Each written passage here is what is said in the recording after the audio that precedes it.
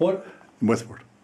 One of the things that is noticeable in the west of Ireland is that there is a small population, and sometimes it can be out of balance that between the elderly and the young there isn't that great concentration in the 20s and 30s, and this doesn't help with sporting teams like GA. Very little hurling here in the west apart from Galway.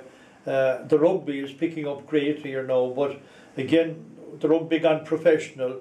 You want it's revolving around budgets, and we don't have the big budgets here in the west that have in Dublin and Cork, and it's showing itself really in the Connacht rugby team. They're nearly there or thereabouts. Could do with a couple of very good rugby players, and they obviously had to pay them, and unfortunately it goes the other way. If you have good players, they start in Connacht, like Jackman, Cronin, two hookers went off to Leinster.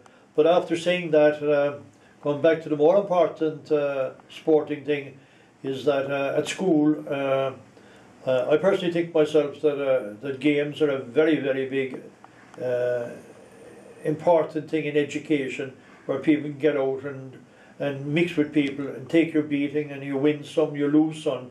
And I have worked with people that are complete academics, and they're extremely complicated people to get in on a team business, whereas if you get solid middle of the road people who played a lot of games, they know what it's about, teamwork and the rest of it, and communication and listening to people, whereas the specialised academics can be very, very tricky people to put in on teams.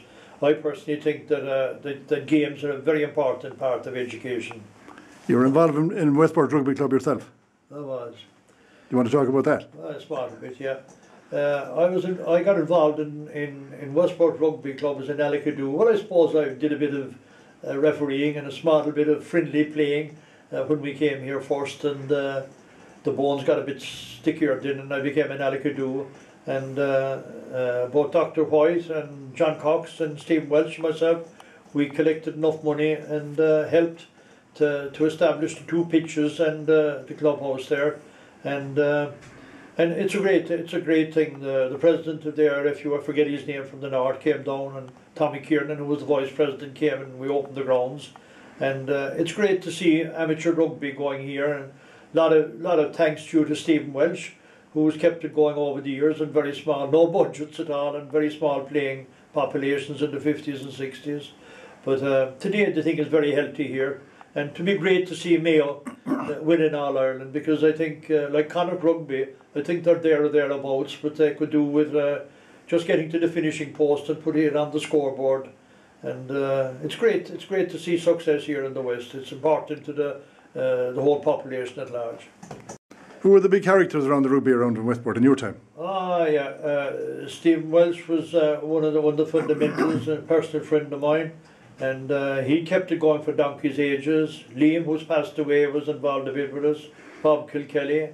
One of the men would have to be mentioned is Joe McGovern. Joe was president for a good few years, and Joe had the energy and the communication skills, and he had the personality to bring everyone with him.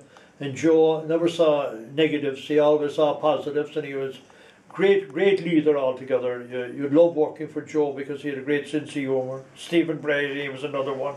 Paddy Homan had passed away, another man that did an awful lot. Davy McKeown was another man that was involved, and Hugh O'Malley. I even played rugby with Hugh, and he must be older than myself.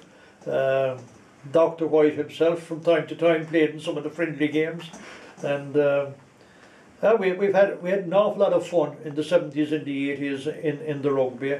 After saying that, in my capacity as managing director of Allagan, we also supported the hurling club, and we supported the GA as best we could anytime we were asked.